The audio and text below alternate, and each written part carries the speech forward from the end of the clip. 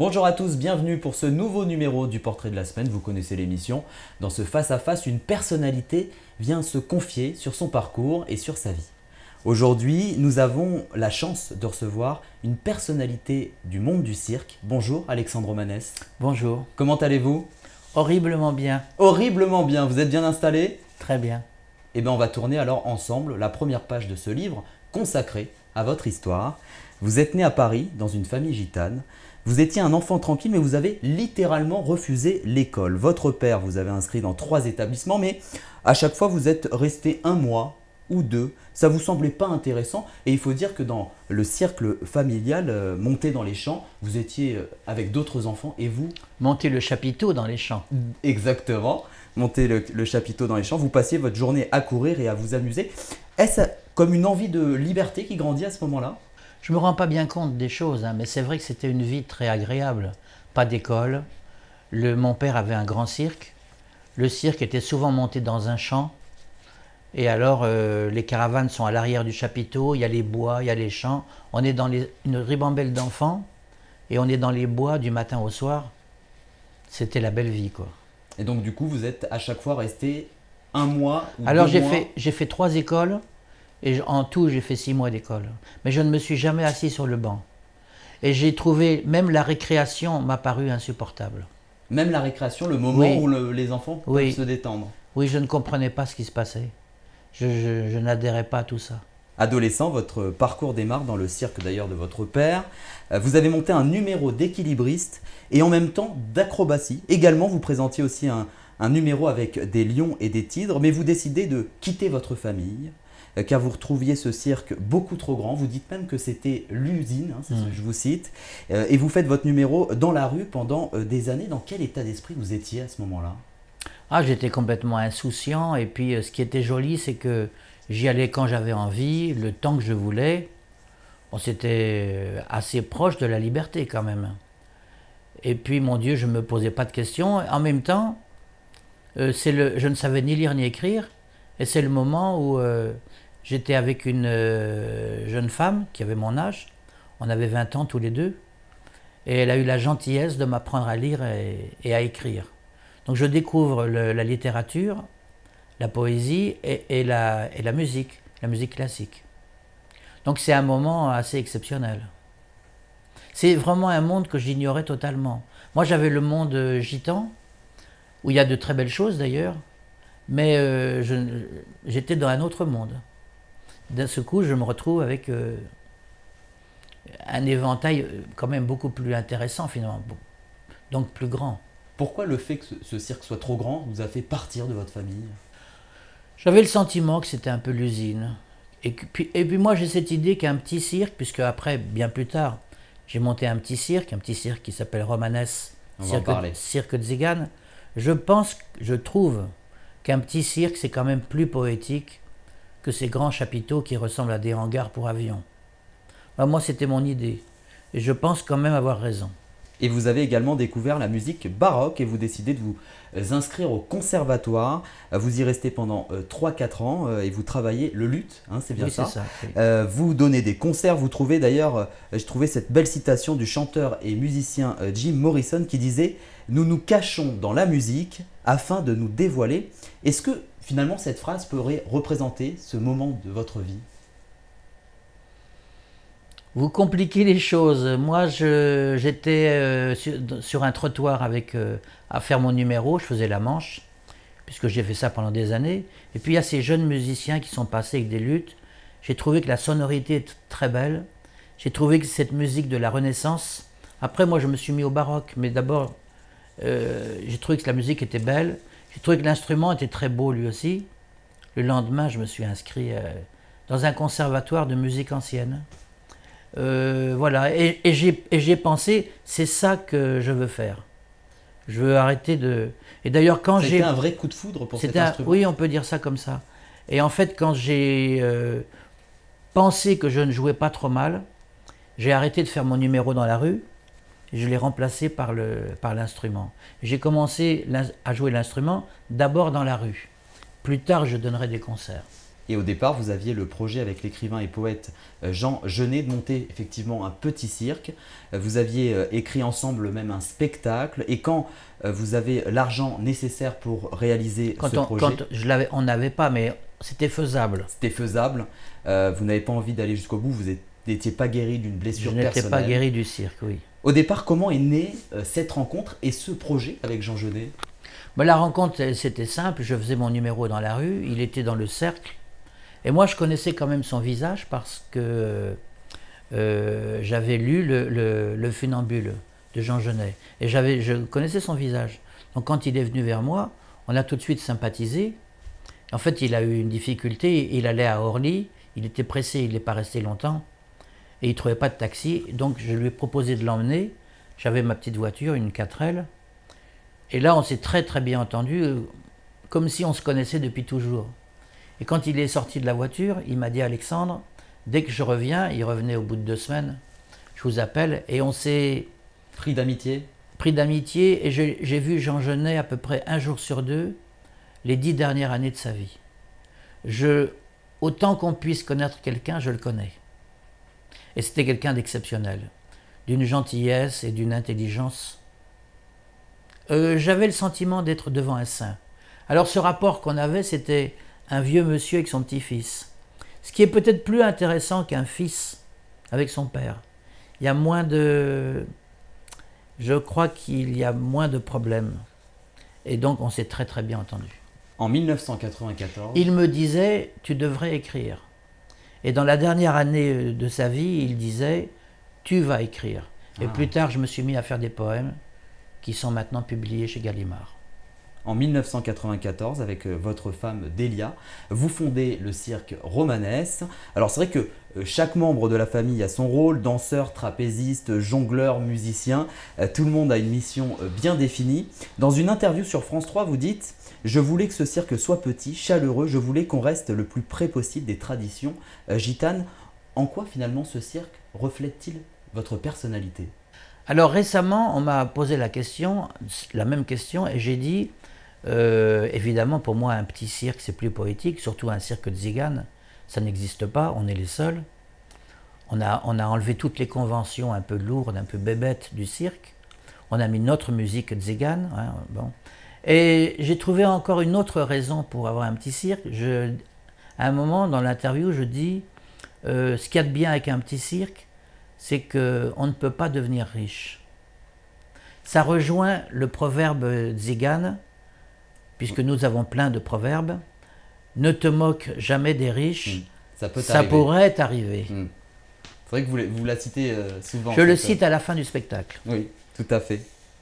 Et votre épouse d'ailleurs, Delia, est chanteuse originaire de Roumanie. Elle accompagne la vie du cirque grâce à un orchestre tzigane des Balkans. En préparant d'ailleurs cette émission, je suis tombé sur une vidéo sur internet où elle interprète un chant, c'est magnifique. Et bien Alexandre Romanes, c'est la première vidéo que je vais vous montrer tout de suite. Très bien. Banii n-aduc fericirea, oricât ai vrea să trăiești, dar nici fericire în viață fără bani ai să o găsești. C'est une berceuse, une tzigane hongroise. Qu'est-ce que vous avez envie de dire à Delia aujourd'hui? D'abord la remercier de m'avoir donné 5 filles, c'est quand même un peu exceptionnel. D'ailleurs quand on me dit « vous avez combien d'enfants ?» j'ai toujours l'habitude de dire « j'en ai assez ». C'est déjà beaucoup. Non, mais c'est un bonheur. C'est magnifique. Vous avez fondé ce site en 1994. C'est vrai que ça fait du coup de très nombreuses années. Vous avez finalement fabriqué c'est une vraie marque. Le cirque Romanes est devenu une vraie marque en France. Je sais pas, je me rends pas bien compte, mais je sais qu'on a un public et il nous aime beaucoup. C'est vrai. Donc c'est déjà pas mal. D'ailleurs, souvent des gens reviennent vous voir plusieurs fois. Mais ça c'est un signe de qualité. Il y a des gens qui reviennent, on est très étonnés. Il y a des gens qui reviennent 8 ou 10 fois. Alors Alexandre Romanes, vous êtes également poète. Vous êtes l'auteur de plusieurs recueils de poèmes chez Gallimard. Notamment, on a Sur l'épaule de l'ange ou encore un peuple de promeneurs, entre autres. Parole perdue. Voilà, tout à fait. D'ailleurs, Christian Bobin, patron de cette maison d'édition, tombe sur quelques poèmes dans le cahier d'école de votre fille et c'est à ce moment-là qu'il a envie de vous publier. C'est pas tout à fait comme ça, c'est-à-dire que j'avais noté des choses dans un cahier d'écolier d'une de mes filles, et Christian n'a pas de maison d'édition, mais il allait voir un petit éditeur, et il est tombé dessus, il a dit mais c'est très joli, je vais lui proposer, il va le prendre. C'était Le temps qu'il fait. Et après le livre a été racheté par la maison Gallimard, maintenant il est chez Gallimard. Qu'est-ce que vous... Oui, il y a 240 histoires gitanes et tziganes à l'intérieur. Et puis il y a des choses personnelles du genre écrire, c'est comme un fil qu'on tire. On se dit le fil va casser et puis ça tient. Ou alors on devrait avoir deux vies, une pour apprendre et l'autre pour la vivre. Il y a plein de choses comme ça, des pensées personnelles aussi.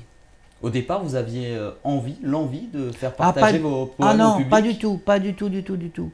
J'ai noté comme ça parce que ça m'amusait. La première chose que j'ai notée, c'est Delia me dit Alberto, c'est vraiment un imbécile. Il a quitté ma cousine, elle a toutes les qualités. Et je lui dis quelle qualité? Elle me dit elle est propre, elle est courageuse, elle est fidèle, et quelle voleuse. C'est la première chose que j'ai notée. J'ai dit tiens, c'est bizarre d'avoir vu ça comme ça. Et après j'en ai... Et le cahier, en fait, on l'avait même égaré. Il a fallu le retrouver. Non, je ne pensais pas du tout à la publication. Et aujourd'hui, c'est un vrai plaisir d'en écrire de nouveaux? Oui, c'est devenu un plaisir. Oui, oui, c'est vrai, vous avez raison. Et d'ailleurs, après, j'ai écrit un autre livre où je parle de ma vie, Les corbeaux sont les gitans du ciel. Et en septembre, je vais publier un autre recueil de poèmes.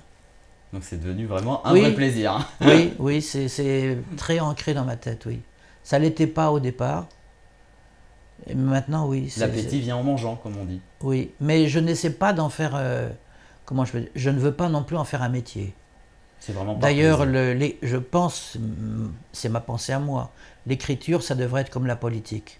Ça ne devrait pas être un métier. En 2005, on peut dire aussi que vous avez touché au monde cinématographique. J'ai vu que vous avez interprété avec votre troupe des musiques tziganes dans le film Les Amants réguliers de Philippe Garrel. C'est vrai que c'était une histoire qui parle d'un jeune homme en 1968, pendant tous ces événements, qui tombe fou amoureux d'une fille. D'une manière générale, le cinéma, ça vous attire, Alexandre Manès? J'ai écrit 3 scénarios pour le cinéma, mais le cinéma, c'est ingérable. D'abord, pour avoir l'avance sur recette, c'est ingérable aussi. Ou alors, il faut être dans un gros jour de chance. On me l'a refusé. Pourtant, Robert Guédiguian voulait absolument faire le film. Et puis, j'ai laissé tomber. De toute façon, je crois que j'aime pas assez le cinéma pour me lancer dans le cinéma.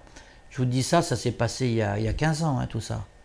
J'ai pas insisté, je suis pas un fou de cinéma. Je crois même que je n'aime pas le cinéma. Ah, que vous n'aimez pas le cinéma? Je crois bien. Même oui. aller voir des films, des nouveautés au cinéma? Écoutez, à cause de ma plus jeune fille, qui a 15 ans, on a vu un film il n'y a pas longtemps. J'étais étonné d'une telle médiocrité. J'étais étonné. Bon, ben voilà. Alors, je vais vous parler d'une date qui, à mon avis, est gravée dans votre mémoire. Le mercredi 9 novembre 2016. Ça vous dit quelque chose? Rien du tout. Rien du tout? Et bien, ça reste certainement une belle date, puisque vous recevez la Légion d'honneur des mains de l'ancienne ministre de la Culture, Audrey Azoulay. Alors ça se passe d'ailleurs même au sein même de votre chapiteau, avec le public. Je crois que c'était à la fin du spectacle, hein, c'est bien ça, Alexandre Manès. Aujourd'hui, est-ce votre plus grande fierté, cette Légion d'honneur? Parce qu'au départ, il me semble que vous ne la vouliez pas forcément. D'abord, je n'ai rien demandé du tout. Et puis quand j'ai compris que c'était faisable, j'ai dit que je n'en voulais pas. D'ailleurs, pour la soirée, pour casser un petit peu le côté... oh, c'était naïf de ma part d'ailleurs, c'était pas grand-chose. Mais je suis arrivé en pyjama. Et on ne m'a pas laissé rentrer dans le chapiteau. Les gardes du corps et tout ça de la ministre m'ont dit c'est quand même un manque de respect. Et comme je ne voulais pas faire une histoire, j'ai donc été me rhabiller. Moi qui ne mets pas de cravate, j'ai mis une cravate. Non, en fait, bon, je suis le premier gitan, je crois, qui a la Légion d'honneur. Bon, c'est amusant, quoi. Moi, j'avais dit quand même dans la presse, j'avais dit la Légion d'honneur, on devrait la donner aux gars, aux militaires, qui risque sa peau sur le champ de bataille. Pas le militaire qui est dans un bureau. Le militaire qui risque sa vie. Et sur le front. Voilà, lui, il mérite ça. Bon, moi, voilà ce que j'avais dit. Mais bon... Parce que... Ah oui, je voulais quand même vous avez utilisé le mot fierté. C'est un mot que Que vous j'ai n'aimez pas, c'est pour ça que je vous l'ai posé. banni de mon vocabulaire. Si vous voulez, dans le côté fierté, il y a « je bombe le torse ». Moi, je n'ai rien fait pour bomber le torse. Vous savez quoi, j'ai fait exprès de vous dire ça, parce que j'ai Vous le saviez. Mais bien sûr. Parce que je le dis dans le livre, je ne me rappelle plus. En fait, vous expliquez effectivement que vous n'aimez pas ce mot, parce qu'effectivement, ça fait un peu prétentieux, un peu... Ça, c'est dans Les Corbeaux et sont les Gitans du ciel? Oui, je ne sais plus dans quel livre. J'avais lu ça dans une interview, vous le d'accord, racontiez. oui. Alors, Alexandre Romanès, avec notre journaliste Chloé Ogoula de la rédaction de OM5 TV, on est venu vous voir juste avant et même pendant votre spectacle qui s'appelle « Si tu ne m'aimes plus, je me jetterai par la fenêtre de la caravane ». D'ailleurs, le nom est long, mais il me semble que vous vouliez rajouter quelque chose d'autre derrière. Oui, moi je voulais rajouter, mais on m'a dit que c'était trop long, mais je voulais rajouter, mais par prudence, je mettrai quelques matelas par terre. Une occasion de vous rencontrer dans votre univers, c'est le cas de le dire. On regarde ce sujet tout de suite. C'est au cœur du 16e arrondissement de Paris qu'est situé le cirque Tzigane Romanès. Alexandre Bouglione Romanès a créé le cirque au début des années 90 et s'est installé temporairement avec sa famille au cœur de la capitale. Ici, pas d'animaux ni de clowns, mais tarots, danses et chants tziganes sont proposés chaque semaine au public. En créant le dernier cirque tzigane d'Europe, Alexandre Romanès défend sa culture et la fait découvrir chaque semaine. Dans une ambiance très conviviale et familiale, le spectacle voit le jour sans une réelle organisation. Toujours au rendez-vous, le spectacle proposé permet au public de connaître la culture tzigane à laquelle Alexandre Romanès est très attaché. Chaque bougie représente une personne de disparue de notre famille. Donc normalement, il y en a au moins 8 ou 9. Jonglage, hula hoop ou encore sangle sont les numéros phares du cirque qui attirent les plus jeunes. C'est entouré de sa famille qu'Alexandre Romanès entretient et fait connaître la culture dans laquelle il a grandi.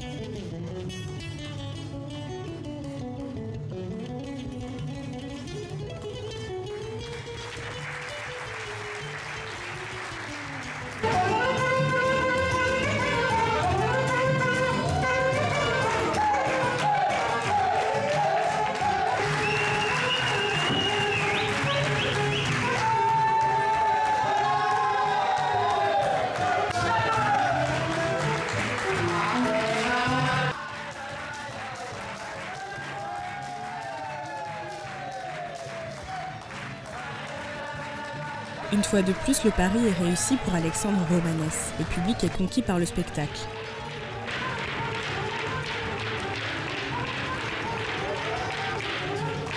Cependant, la famille ne s'arrête pas là. Les Romanès seront en tournée européenne à partir du mois de juin. Voilà, un beau sujet entièrement réalisé par Chloé Ogoula. Alors c'est vrai que en vous rencontrant sur place, Alexandre Romanès, la première question que je vous ai posée, c'est comment se passe l'organisation avant spectacle. Et vous m'avez répondu, ça m'a fait rire, justement, chez nous, il n'y a pas forcément d'organisation, c'est bien ça? Non. Hier soir, on m'a encore dit, mais qui fait la mise en scène? Ça m'a amusé parce que... Non, on ne peut pas parler de mise en scène. D'abord, ce sont mes filles qui décident ce qu'elles vont faire. Mes filles, les cousines, les cousins. Et puis moi, par contre, je suis un peu le censeur. Quand je n'aime pas une chose, on ne la fait pas. Voilà, c'est tout. Mais après, c'est vrai que c'est moi qui mets le rythme. Il y a un rythme un peu fou dans le spectacle. C'est moi, parce que sinon, on pourrait s'endormir. Donc je suis là, je pousse. Mais non, il n'y a pas de mise en scène. Et d'ailleurs, on vous retrouve avec votre nouveau livre qui s'appelle « Les corbeaux sont les gitans du ciel ». C'est aux éditions de l'Archipel. N'hésitez pas à l'acheter, où vous racontez tous vos souvenirs, Alexandre Romanès. Acheter le livre par dizaines, c'est encore mieux. C'est encore mieux, on s'en doute. Voilà, dans toutes les bonnes librairies. Alors maintenant, Alexandre Romanès, je vais vous poser quelques petites questions pour vous connaître différemment. Vous êtes d'accord? Allez-y, je n'ai peur de rien. Si vous étiez un stylo, quelle serait la phrase que vous souhaiteriez écrire et à qui? La phrase qui m'a le plus impressionné, c'est « Tout ce qui n'est pas donné est perdu ». Après, il y a 3 phrases qui m'ont impressionné. Il y a ça, et il y a aussi cette phrase d'un présocratique qui il dit « Ne dis pas avec 3 mots ce que tu peux dire avec 2 ». Et la 3e, c'est une phrase que dit le Christ, que je trouve très touchante, « Nous nous reverrons ». Ces 3 pensées ne m'ont jamais quitté. Alexandre Romanès, si vous aviez un pouvoir magique, ce serait quoi? Alors il y a une chose que je trouve vraiment insupportable, et vraiment insupportable. Traverser une ville française et voir une femme la nuit couchée sur le trottoir avec son enfant, je dis que on ne peut pas accepter ça. La France n'est pas pauvre au point de ne pas donner un toit et un lit à cette pauvre femme avec son enfant. Je trouve ça horrible et insupportable. Quel est l'endroit qui vous inspire le plus pour écrire vos poèmes? J'ai pas d'endroit, je fais répéter mes enfants, je conduis mon camion, je monte le chapiteau. Ça vient n'importe quand. Les phrases vous Oui. viennent comme ça et vous Oui. les notez en suivant, peut-être pour pas les oublier? Oui, oui. Mais j'essaie toujours d'avoir un papier. Pendant longtemps, je cherchais des bouts de papier. D'ailleurs, j'ai même écrit, on devrait écrire sur des bouts de papier, ça obligerait à aller à l'essentiel. Oui, parce que en découvrant l'écriture, le roman et tout ça, j'ai presque immédiatement éliminé le roman, je n'ai gardé que la poésie. Et en musique, j'ai fait la même chose. Je connais pas trop mal la musique classique, j'ai à peu près tout éliminé, sauf Maurice Ravel, que j'aime beaucoup, et je n'ai gardé que la musique baroque. Êtes-vous plus télévision ou radio? Oh mon Dieu!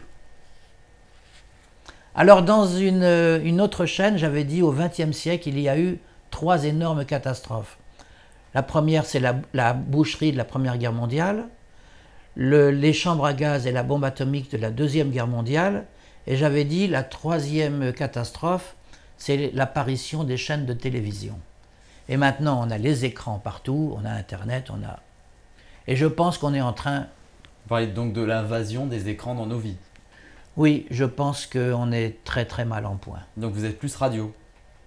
Oui, la radio, oui, bien sûr. Donc La radio et le livre. C'est un premier réflexe le matin d'allumer la radio pour écouter ce qui se passe, l'actualité? Non, ça ne se passe pas comme ça. C'est moi qui fais les courses pour le cirque. Donc je passe à peu près 1 heure ou 2 fois 2 heures, plutôt 1 heure dans la journée, dans la voiture. Donc là, je mets la radio. Et je mets un peu tout, mais je mets quand même... oui, je mets les radios, oui. J'écoute tout. Quel est le premier conseil que vous avez donné à vos enfants? C'est pas facile de donner un conseil parce que j'ai remarqué, à mon âge, je n'ai pas 100 ans, mais j'ai quand même 66 ans, j'ai quand même remarqué que personne n'écoute, y compris moi. Si j'avais écouté mon père, il y a beaucoup d'erreurs que je n'aurais pas fait. C'est difficile de donner un conseil. C'est pas facile. Comme ça, rapidement, je dirais, essayez d'être droite, essayez d'aller vers le bien, d'aller vers les autres, déjà, de ne pas se fermer, aller vers les autres. Mais aujourd'hui, c'est une tendance qui se rétrécit d'aller vers les autres. C'est bien dommage. Alors Alexandre Romanès, maintenant je vais vous demander de regarder la caméra qui est juste en face de vous, qui est là. Elle est là. Elle est là, la caméra. Vous regardez donc les téléspectateurs droit dans les yeux. Qu'est-ce que vous aimeriez dire à tout ce public qui vous soutient, Alexandre Romanès? D'abord, je voudrais les remercier parce qu'ils viennent nombreux alors qu'il y a beaucoup de cirques qui sont vides. Donc d'abord les remercier. Et puis alors il y a une chose qui est extraordinaire quand même, c'est que le mot Tzigan, c'est un filtre. C'est-à-dire que les gens qui ont des idées noires, de mauvaises idées, eh bien en mettant Tzigan, ils ne viennent pas, c'est un filtre. Et donc on a un public exceptionnel. On a des gens, à la fin du spectacle, ils viennent nous embrasser. C'est quand même pas banal. Petite parenthèse, quand j'étais allé à votre rencontre, une dame se rappelle de vous en 1977, elle était avec son mari et elle vous disait « Je me souviens de vous avoir vu en spectacle en 1977 », comme quoi vous marquez aussi une génération, Alexandre Romanès. Il y a des gens qui sont... C'est rigolo parce que il y a même des enfants maintenant qui portent notre nom, qui s'appellent Romanès. C'est rigolo. Vous m'avez dit que ça passait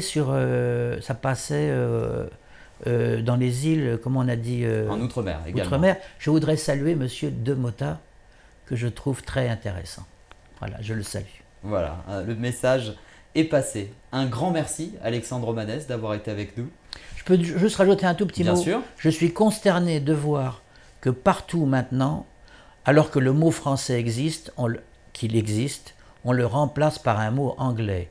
Je prétends que c'est de la frime et c'est dramatique. On est en train de tuer la langue française. Et ça, c'est pas joli, joli. Le message est passé également. Moi, je reste solidaire avec les grands poètes français. Je ne suis pas solidaire avec les cow-boys. Et j'aimerais bien que les présentateurs d'émissions et les gens qui s'occupent de la publicité réfléchissent un tout petit peu au mal qu'ils sont en train de faire. Je crois que j'ai plombé l'ambiance. Pas du tout, c'est un message que vous avez fait passer également. Hein. On peut profiter de l'antenne pour faire passer des messages. J'en profite. Je rappelle, Alexandre Romanès, qu'on vous retrouve avec ce livre. Très bien. Qui s'appelle « Les corbeaux sont les gitans du ciel ». Qu'on doit acheter par dizaines. Par dizaines, voilà. Tant Je pense que les gens vont vous écouter. Après, on peut les distribuer. C'est aux éditions de l'Archipel. Enfin, si on voit des gens avec leur canis rempli de livres, c'est très bien. On sait que c'est le livre d'Alexandre Romanès. C'est très bien. Merci Alexandre d'avoir été avec nous. Merci de m'avoir invité, vous êtes très sympathique. Et merci à vous tous de nous avoir suivis. On se retrouve évidemment la semaine prochaine pour la dernière émission de la saison. En attendant, prenez soin de vous.